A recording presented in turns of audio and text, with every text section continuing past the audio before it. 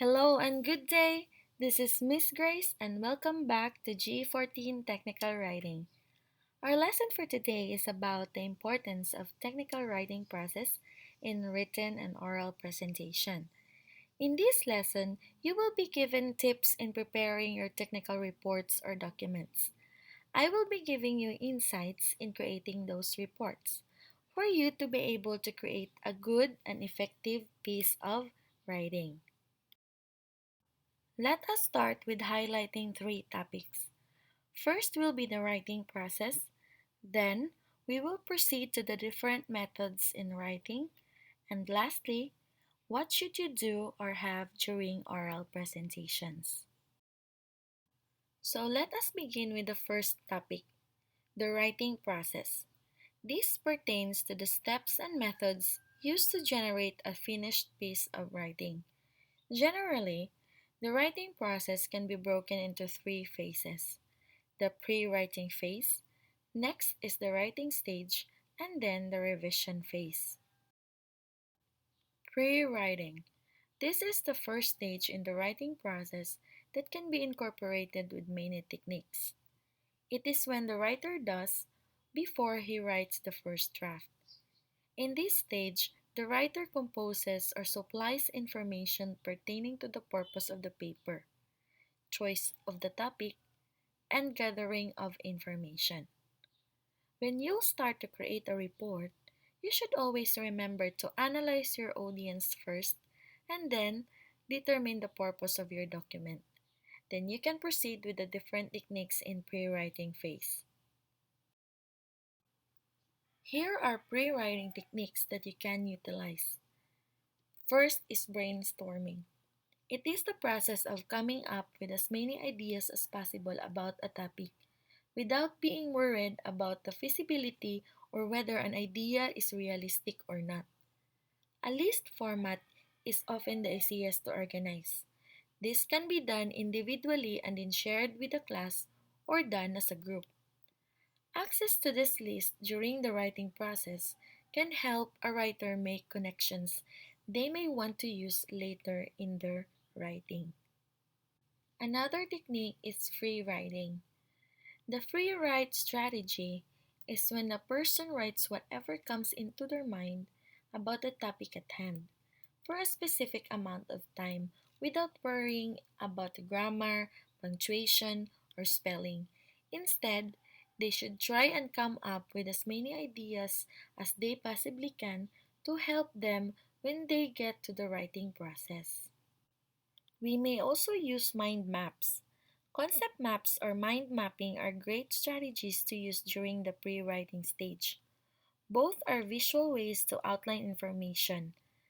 There are many varieties of mind maps that can be quite useful as a student work on the pre writing stage. Webbing is a great tool wherein one writes a word in the middle of a sheet of paper. Then related words or phrases are then connected by lines to this original word in the center. They build on the idea so that, in the end, the writer has a wealth of ideas that are connected to the central idea. Some writers respond well to the idea of being able to combine words with drawings as they think about what they want to write in the pre writing stage. This can open up creative lines of thoughts. This technique is known as drawing or doodling. Another technique in pre writing is asking questions. Others often come up with more creative ideas through the use of questioning. The point is that these questions can help the writer uncover a deeper understanding of the topic before they begin writing the essay. And the most widely used pre writing technique is outlining. Anyone who wants to write can employ traditional outlines to help them organize their thoughts in a logical manner. One can start with the overall topic and then list out their ideas with supporting details. It is helpful to point out to students or anyone that the more detailed their outline is from the beginning, the easier it will be for them to write their paper. By the way, Following all these techniques is highly applicable when the communication is new. What do we mean by that? New in a sense that we still have to define the audience and purpose of the message to be relayed. When the communication is routinary or repetitive in nature, you may only apply outlining. This is to ensure that the message is not distorted during editing and finalizing. Got that? Good. Before you will proceed in writing your first draft, you should consider highlighting visible topic sentence. What is this topic sentence? This points the main idea of a paragraph. It is the most general sentence of a paragraph, and the other sentences have to explain, describe, extend, or support this main idea sentence. Sometimes, this is referred to as a focus sentence. The topic sentence helps organize the paragraph by summarizing the information in the paragraph.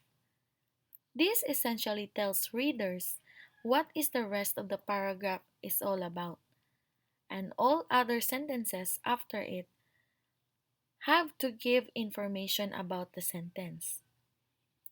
Prove it by offering facts about it or describe it in more detail. After the first phase, you can now proceed to the writing stage. This is the part where we begin to write our first draft. Your first draft should be complete, but take note, this is not yet the final report or document, since from what we call it, this is just the first draft. When we are done writing our first draft, we will now proceed to the revising phase. This stage is also known as rewriting stage. This is for the writer to be ensured that the content of the paper is relevant. The organization and coherence in the arrangement of ideas are evident, and that grammar and mechanics are clearly observed. So, when you will be assigned to create a piece of writing, you need to follow these phases. This will help you provide a clear and understandable piece of writing. Let us proceed to the next topic.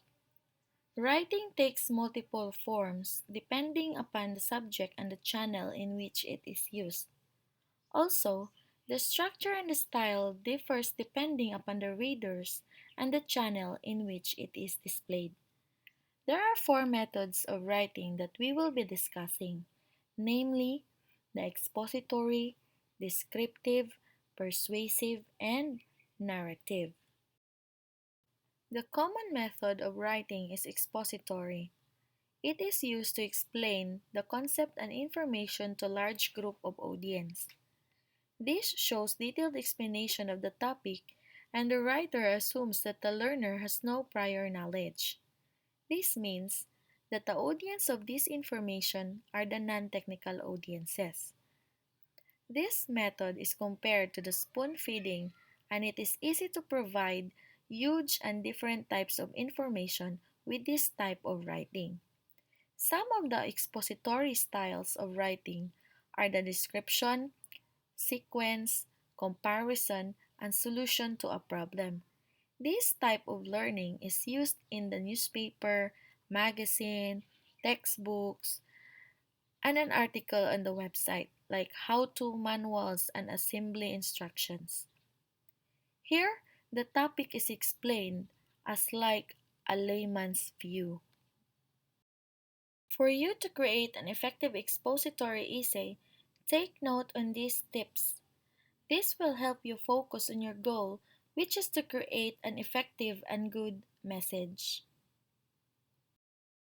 Another method of writing is descriptive. This method is used to convey information in multiple ways, explaining the subject with five senses to show the beauty of the subject to the learner. This type of writing is used in poetry, diary writing, and this is mostly used in relaying messages about a certain product. Mostly in advertising a product, If it is possible to awake all five senses of the audience, then do so. Persuasive writing method is used to argue about something or to convince regarding the concern raised from a person. Here, the author gives reasons or evidences to the arguments.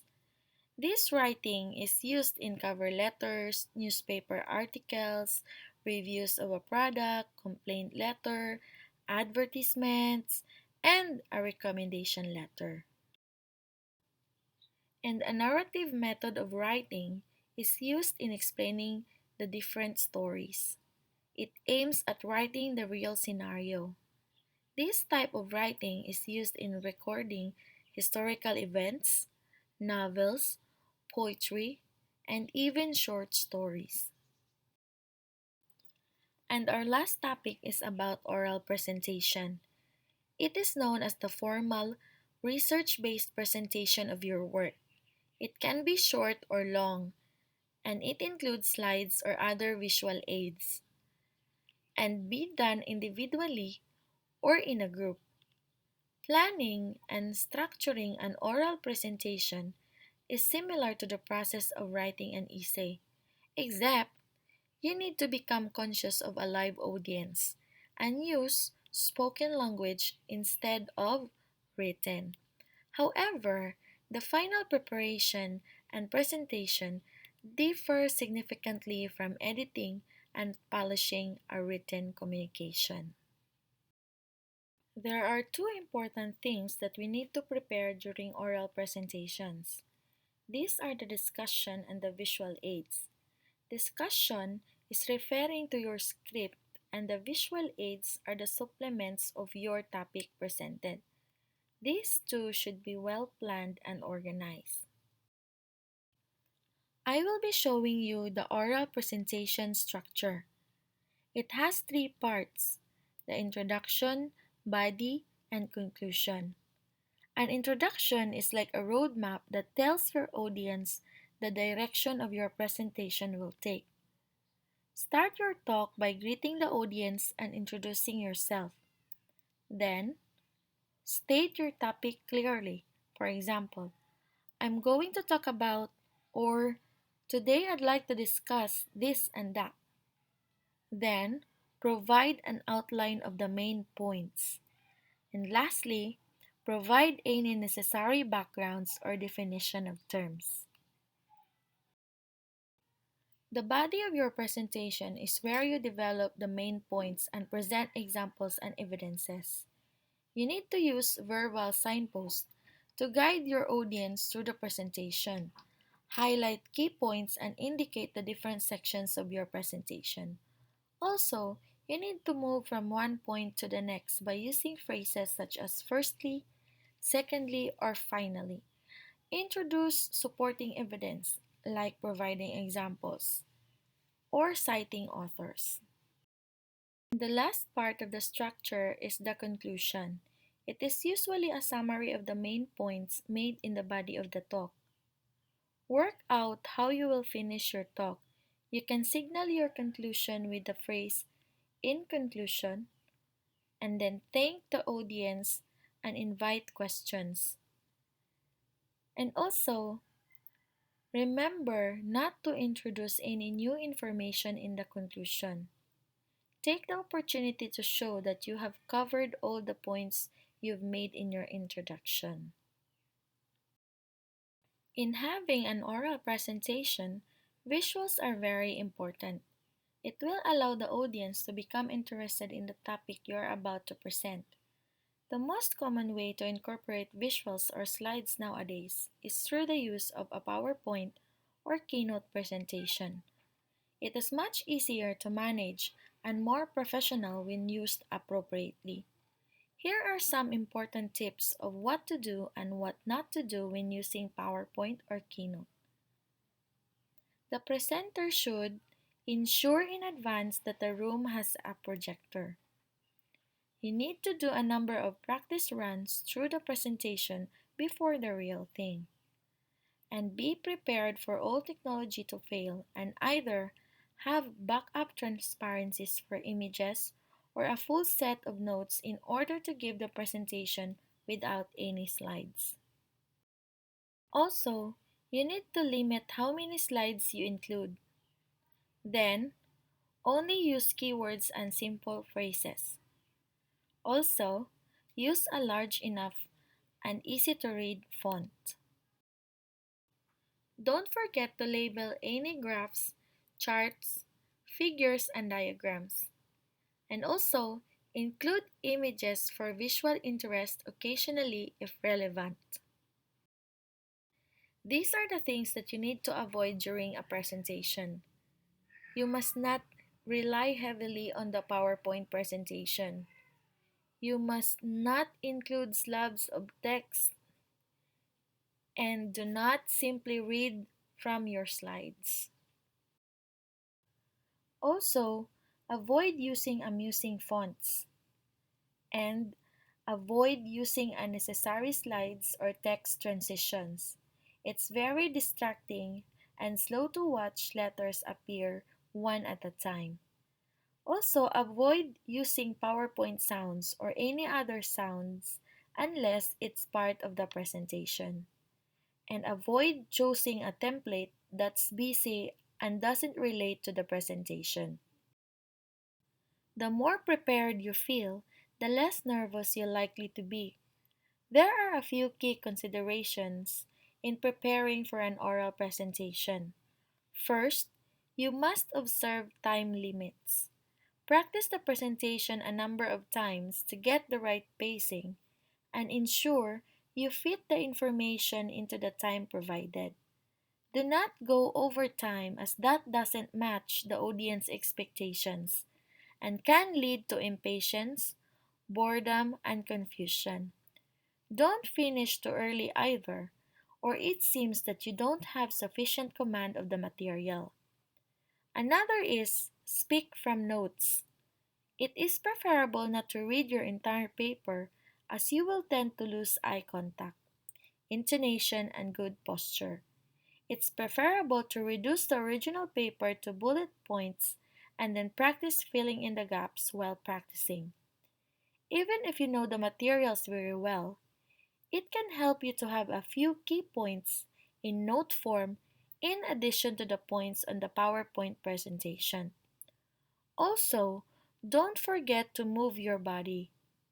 Try to make a sort of roving eye contact with the audience while maintaining good posture and using appropriate gestures with your hands. And more importantly, your voice.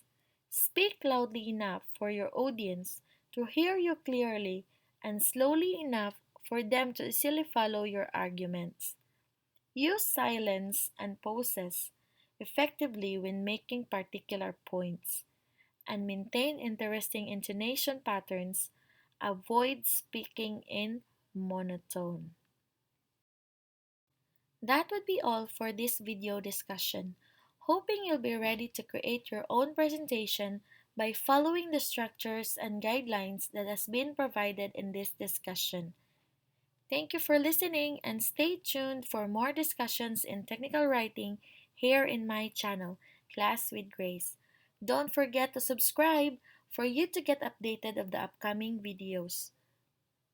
For more informations or if you have any question, just leave a message. Have a good day!